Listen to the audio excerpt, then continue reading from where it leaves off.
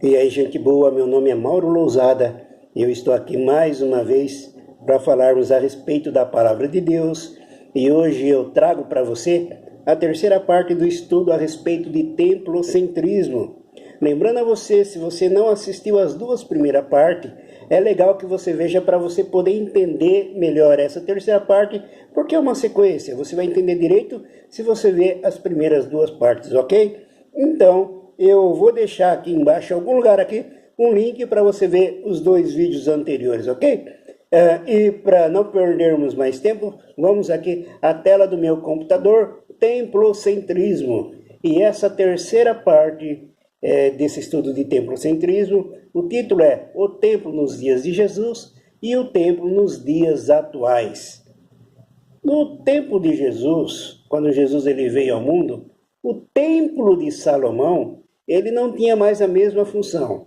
Por quê? Porque no tempo de Salomão, o templo ele tinha como função abrigar a Arca da Aliança e também de fazer sacrifícios para que Deus abençoasse o povo de Israel e também perdoasse os pecados do povo de Israel. Mas no tempo de Jesus, a Arca da Aliança já não existia mais, a Arca da Aliança já não estava mais dentro do templo, a Arca havia se perdido. Uma outra ocasião a gente vai falar mais a respeito do desaparecimento, do sumiço da Arca da Aliança, mas o fato é que a Arca da Aliança já não havia mais e já não estava mais dentro do templo lá em Jerusalém, dentro do templo de Salomão. E em seu lugar entrou o mamonismo. Se você quiser conhecer melhor o mamonismo, você leia Mateus 6:24. E se você quiser saber mais a respeito da Arca da Aliança, que representava a presença de Deus, você lê Samuel no capítulo 4, a palavra acabou, que quer dizer, foi-se a glória de Deus. Ok? Volta aqui para mim, ok? É o seguinte, no tempo de Jesus, o templo feito por Salomão, e que Deus permitiu que aquele lugar fosse chamado casa de Deus, casa de oração, lugar santo, aquele lugar havia se corrompido, havia se transformado, havia perdido o seu sentido. Ele se transformou num lugar onde as pessoas levantavam dinheiro, um lugar onde que era verdadeiramente um cabide de emprego, um lugar onde o objetivo principal era enriquecer os seus líderes e oprimir o povo, oprimir o fiel. Vamos voltar aqui para a tela do computador. Como eu disse, o templo ele se transformou numa forma de arrecadação de dinheiro. E a primeira forma, a mais comum forma de arrecadar dinheiro dentro dos templos é através do dízimo. A gente lê aqui em Mateus 23 que no tempo de Jesus também os hebreus, os judeus, pagavam o dízimo. Corta aqui para mim de novo e aí você vai me dizer, mas irmão Mauro, o dízimo já existia desde a época de Moisés. É verdade, já existia. Mas a função do dízimo na época de Moisés era diferente da função do dízimo na época de Jesus.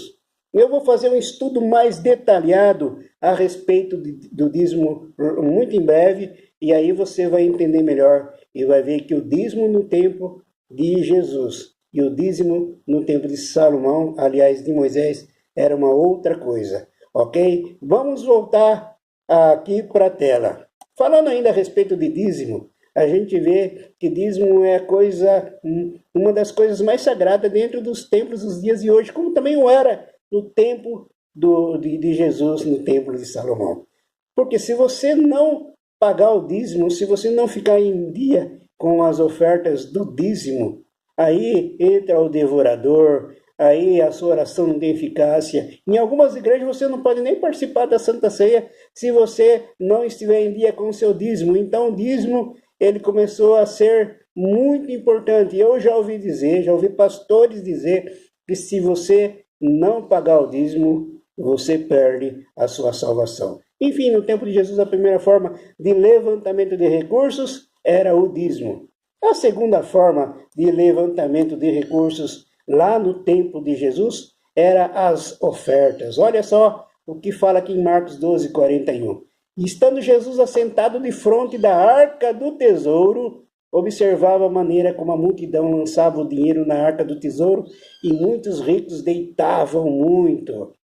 E continuando aqui mesmo, a gente vai ver que nos dias de hoje não acontece diferente. É a mesma coisa que acontece nos dias de hoje. Corta aqui para mim, olha, querido. É o seguinte, nos dias de hoje, nos templos religiosos cristãos, seja qual templo for, de qual denominação seja, o objetivo é arrecadar dinheiro e eles criam maneiras e meios de levantamento de ofertas, de todo tipo de levantamento de oferta, e qualquer coisa tem que levantar oferta, e eles até facilitam o pagamento, eles colocam cartão de crédito, eles colocam boleto bancário, eles colocam uma diversidade de formas de você ofertar dinheiro e mandar dinheiro para os templos de hoje em dia. Não é diferente do templo da época de Jesus. Vamos voltar aqui mais um pouquinho.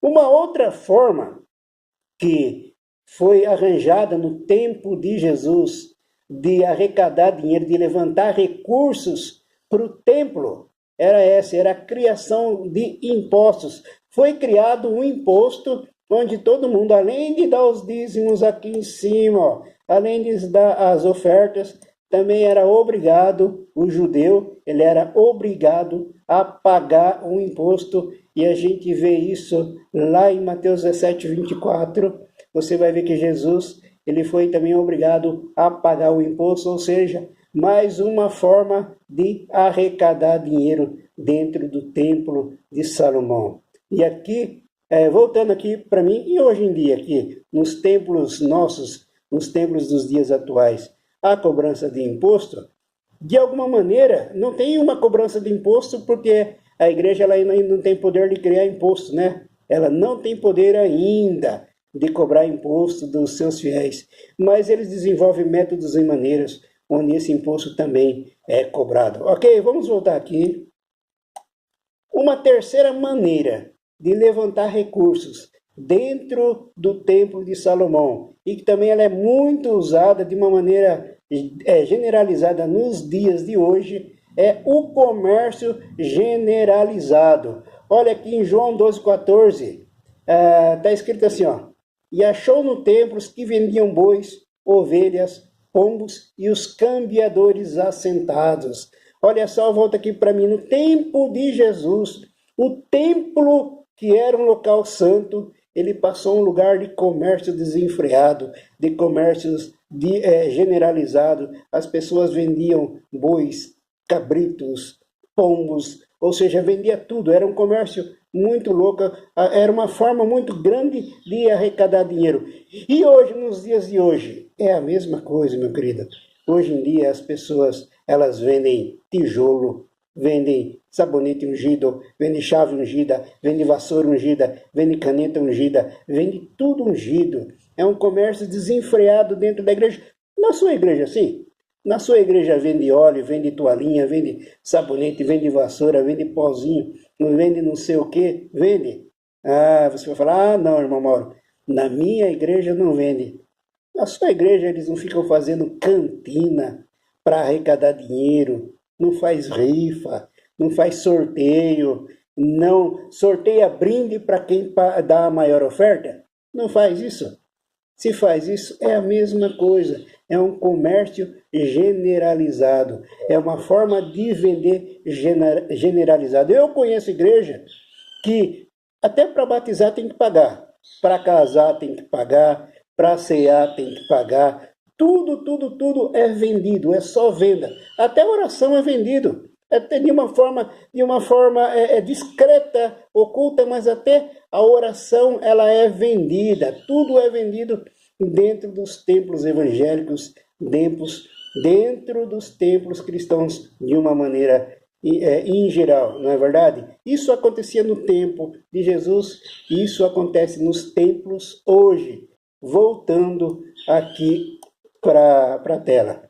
Assim, e aqui olha só, Mateus 21, 13. E disse-lhes, Jesus a quem disse, está escrito, a minha casa, ou seja, o templo construído por Salomão, a minha casa será chamada casa de oração. Mas vós as tendes convertidos, as tendes transformado em um covil de ladrões.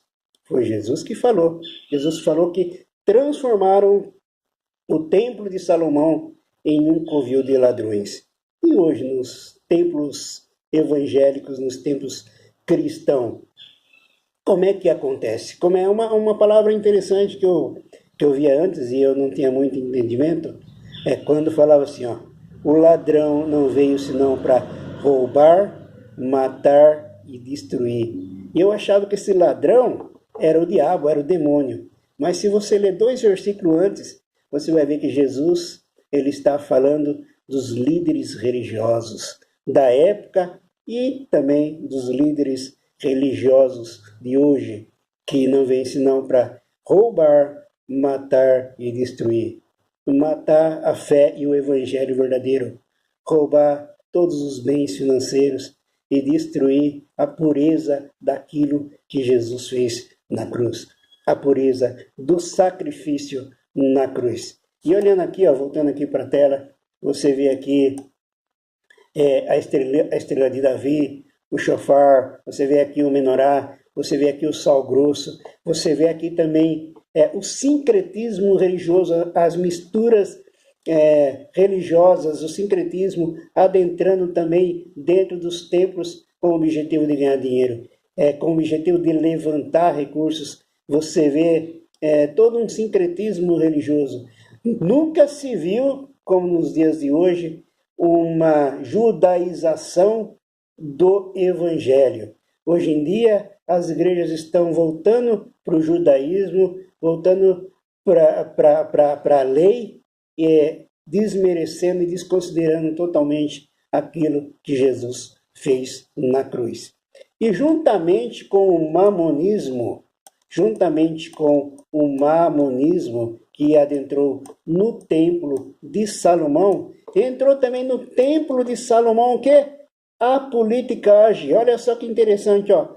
Caifás, um deles que era sumo sacerdote naquele ano, lhes disse: vós nada sabeis. Volta aqui comigo, olha que interessante, até para ter um jeito de ganhar mais dinheiro, de captar mais recursos. Aconteceu no tempo de Jesus, lá no templo de Salomão, uma politicagem. O sumo sacerdote, que na época de Moisés ele era vitalício, no tempo de Jesus era feito como que uma eleição anual. Para quê? Para que não houvesse uma polarização tão grande do poder. Então havia uma politicagem onde alguém era ungido, onde o sumo sacerdote mudava todo ano, e mudava. E como é que fazia essa mudança?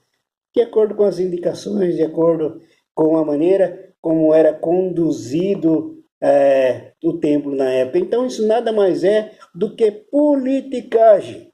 E nos dias de hoje, tem politicagem nos templos evangélicos? Olha, vamos voltar aqui para a tela de novo, olha. É claro que tem. Hoje em dia, uma das coisas mais fortes na política brasileira é a bancada evangélica. Os políticos e os pastores, eles são unha e carne, eles são coniventes com muita coisa. Hoje em dia a política, ela aparece de uma maneira muito grande. Hoje em dia não existe separação entre política e igreja, política e evangelho, política. Não existe mais uma separação entre o santo e o profano. A politicagem, ela adentrou dentro da igreja de uma tal forma que dessa igreja arcaica, dessa religiosidade arcaica, dessa religiosidade terrível, de uma maneira tão grande que não tem mais jeito, não há jeito de separar a igreja, os templos, o sistema religioso atual do sistema político, porque é tudo a mesma coisa. Hoje em dia, pastor querendo ser deputado, igreja mandando em senador. Hoje em dia a política e a igreja, ela se mistura de uma maneira muito grande, que é quase impossível de separar. Mas, olha aqui esse finalzinho do estudo aqui, vai chegar o fim dos templos. Não tá escrito errado, não é fim dos tempos, não. É fim dos templos. Quando Jesus ia saindo do templo, aproximaram-se dele os seus discípulos para lhe mostrarem a estrutura do templo. Jesus, porém, lhe disse: Não vedes tudo isso? Em verdade vos digo que não ficará aqui pedra sobre pedra que não seja derrubada. E aqui em Apocalipse, João ele fala assim, ó, e nela, ou seja, na cidade santa, lá no céu, e nela eu não vi templo, porque o seu templo é o Senhor Deus, o Todo-Poderoso, o Cordeiro de Deus. Corta aqui para mim. O final da idolatria, o final do templocentrismo é não sobrar pedra sobre pedra. Veja bem, meu querido, quais foram os inimigos de Jesus quando ele esteve aqui na terra? Ele teve problema com Satanás? Não, ele bateu o pé, o Satanás ia. Ele teve problema com os soldados romanos? Também não. Ele teve problema com os gentios? Não. Os gentios, muitas vezes, eram tidos como as pessoas com mais fé do que os próprios judeus. Ele teve problema com os políticos? Também não. O Pilatos, ele lavou as mãos. Não foi Pilatos quem mandou matar Jesus. Foram os crentes, foram os religiosos, foram os donos do templo da época. Então, se você parar para analisar e ler o evangelho lá, mas não lê com o filtro da religiosidade, não lê da maneira que o seu pastor manda ler, lê buscando o Espírito Santo de Deus e buscando a compreensão da palavra de Deus, você vai entender que os maiores inimigos de Jesus aqui na terra, quando ele estava em carne aqui na terra, foram os religiosos do templo. Foi o templocentrismo. Quem matou Jesus, quem mandou matar Jesus, foi o pessoal, os religiosos do templocentrismo. Mas Jesus, aqui nesse último versículo aqui, em Mateus 24:12, ele fala, não vai sobrar pedra sobre a idolatria do templocentrismo. Não vai sobrar, vai chegar uma hora que vai acabar. Nem que seja na volta de Jesus, mas vai acabar. E lá no céu não vai ter templo. E aqui na terra não precisa ter templo, porque a morada que Jesus ele quer é o seu coração e o meu coração. Ok? A gente vai continuar conversando aqui. A gente vai mudar um pouco do tema. Vamos parar de falar um pouquinho do templocentrismo e vamos falar de outras coisas. Mas a gente vai voltar no tempo nesse tema aqui, templocentrismo, para você entender melhor, ok? Se você gostou, dá um like. O seu pastor não precisa saber que você deu um like. Se você não gostou, então, negativa ele, ok? Mas muito obrigado por você ter assistido. A gente volta numa outra hora com outro vídeo. Eu vou preparar o estudo a respeito do dízimo, vou preparar outros estudos e em breve nós estamos juntos, ok? Até mais, um beijo no seu coração. Deus te abençoe. Tchau.